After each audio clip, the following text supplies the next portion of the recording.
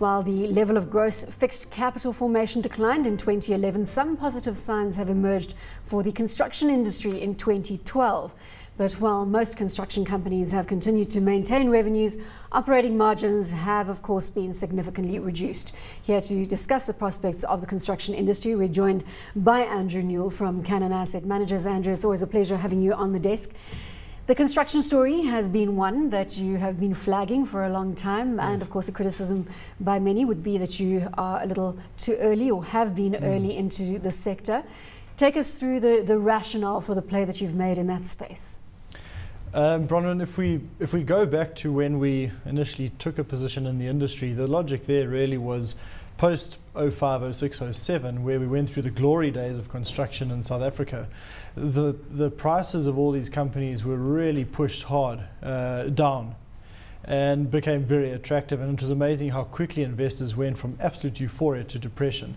And when we made these first investments, we were looking at companies that were well established, well managed. Certainly construction around the Soccer World Cup had come and gone, but they had lots of cash on the balance sheet, and they looked very attractive from that perspective.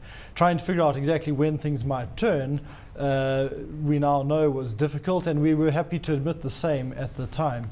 I think it's fair to say that our position has gone on longer than we would have hoped, and the industry certainly has come under fire from whether it's investment community or the public at large. The government's not spending this arsenal of money that they keep threatening us with, and that in itself is quite frustrating. What we've seen, however, from the industry is some agility from management. They've increasingly moved offshore to find new projects, new business, and to diversify that revenue stream, which is very important, and I suppose it lends some kind of an underpin to the companies today. What we have seen, and was mentioned at the top of the show, was, I suppose, I don't want to get over excited, but a warming in the industry about prospects and where the companies might be going in the next 12 months. Where exactly might they be going? I hope you don't ask me for a decimal point. Yeah. Andrew, just to expand on that a little bit, obviously the big thing with the construction industry is, if we look at a couple of them, and most of them in the sector, they've been able to go offshore. We've seen the likes of Wilson Bailey Homes expand quite aggressively in Australia. Many of them are doing more projects in Africa. I think Basil Reed even was relaying an airport in the middle of an island somewhere in the Atlantic Ocean. That's right. So they've been good at being able to maintain and defend their revenues. But the big thing has been about the operating margins. Yeah. So when you sit down and you look at which companies you consider investing in, and obviously they've been run down quite hard post the boom bust, or the boom cycle in 2010. What's the argument for buying into these companies when you still see margins that are still very thin and in many cases still deteriorating? Well, there's a couple of things that we look at. So the first is, you can't blanket by the construction industry. I think that's a very good way to come unstuck, because some of them are under pressure, the smaller companies specifically, and what you want is a business that's able to weather the storm, because, as you say, margins, which is symptomatic of a stressed industry, are under pressure. They've come down significantly, and there's no hiding that fact. How might these companies become more profitable?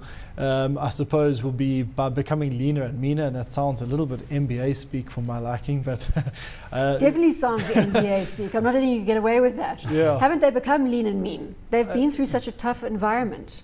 Yeah, I think they're far better positioned than they were comfortably.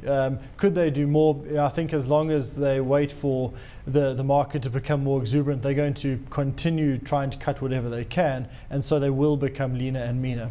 How much more can they do? Probably not as much as they have done, because they're a long way down the road. The thing that the industry is hanging on to, and I suspect less than it used to, is the whole government infrastructure spend.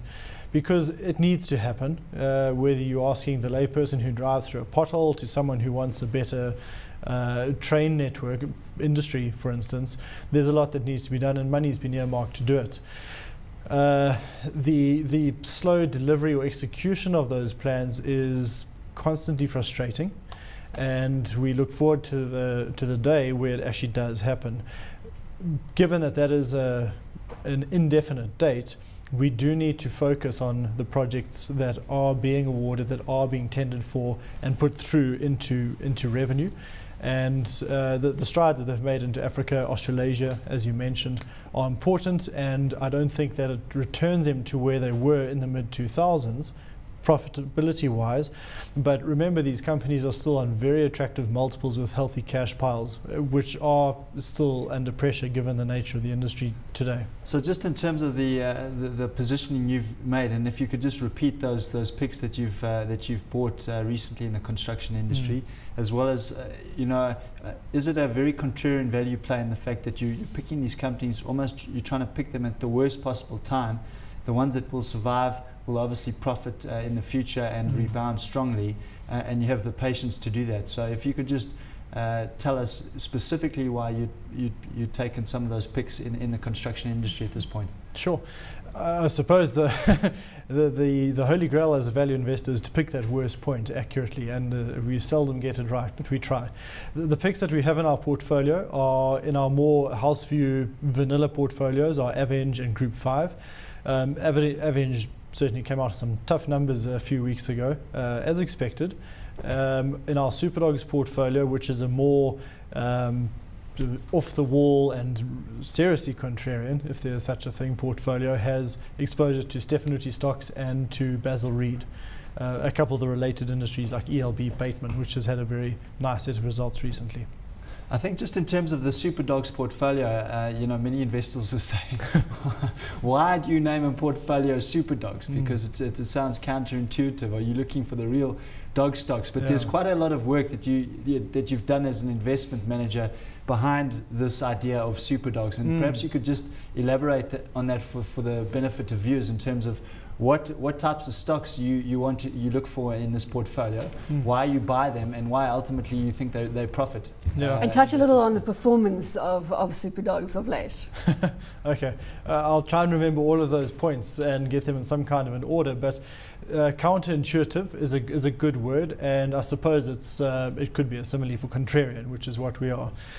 Superdogs is catchy, it's unique, and the dogs are not to say the companies are poor companies, but rather they are sound businesses that have become to be perceived as dogs. They're yesterday's winner, and today they are not so hot, and they've been priced appropriately. So they haven't been priced appropriately, they've been priced as if they were dogs. We think otherwise. So we take a position in these companies, not forecasting that tomorrow will be clear blue skies and no rain, but rather they are established, they've got decent balance sheets, prospects are fine, and by waiting for them, they will generate nice returns. And I think what's important is you refer to the lengthy research we have behind this, and it's a study which goes back to the mid-90s, and at the core of the study is no forecasting at all. All we did was say which companies are profitable and the most attractively priced, and hold them. There's some refinements over that today, but just by doing that very simple thing, finding a well-priced company that's high quality and waiting, you get phenomenal results. To talk about those results, since the portfolio has been run live, which is about 3 years now, we're up more than 100%. And I think that's interesting because if you consider that the Superdogs portfolio for the most part is in the mid and small cap sector where the running hasn't been, it's been more in the large cap part of the market, it's actually a very healthy result. And it's in companies that you don't read about on the front page of the paper. So it would be the opposite of the companies that are hot, and you're actually looking for the companies that have a lot of bad news perhaps around them, or they're very understated, and just and they have the potential to be hot. They have the potential to be hot, but I think the most important aspect is we're not looking for dogs as the name implies. We're looking for companies that are perceived to be dogs. They are profitable, they are established, but they are cheaply priced. And they're going to surprise the market effectively. That's the reality here. Let's chat a bit about the banking sector and how you view that in the current environment, just as a general house view. Are any of the banks attractive to you right now? The very short answer is no, but it's not to say that they are unattractive. The financial sector as a whole is I mean, this will sound very economisty. It's kind of there and thereabouts. There's not much to see within the banks. Our preferred pick is Nedbank at the moment, but there's not much in it.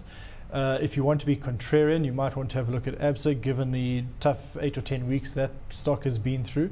But fundamentally speaking, there's not much in it. There's a lot of talk about things like unsecured lending. How's the consumer actually doing? But ABSA is not attractive enough yet in your book, from a valuation perspective. No, it would need to do two things. It would need to become attractive enough, firstly, but also it needs to knock something else out. Until that gap between ABSA and, in the current environment, Nedbank becomes obvious enough, we wouldn't make a switch. Just in terms of that, Andrew, I mean, we saw after the global financial crisis in 2008, many of the banks had got a bit overeager with their lending. There came a lot of impairments and right-sizing of the balance sheets and taking care of bad loans and getting their businesses. Some had engaged in some risky offshore expansion. They had to cut that all back now. We've got interest rates at decade lows, multi-decade lows. Is there not a case to be made that this is going to change quite quickly? I mean, surely with people needing houses and interest rates at such low levels, as well as the unsecured lending story that's just exploded, isn't this a good time to buy banks? And if so, why not? Yeah, no, I mean, banks are fine, but there's nothing screamingly obvious about them. If you want to look at the broader financial sector, perhaps that's a different take on it. More unusual suspects like Sasfin spring to mind. So if you're asking about lending to build homes, the big four banks spring to mind, and there's not much in it. They're okay. We'd be happy to buy them. But in the financial sector, if you're looking for something which is higher conviction in terms of prospect, current valuation, Sasfin looks good. Old Mutual's had a very nice run, but we still see some nice upside in that counter. So it's not just about the bank.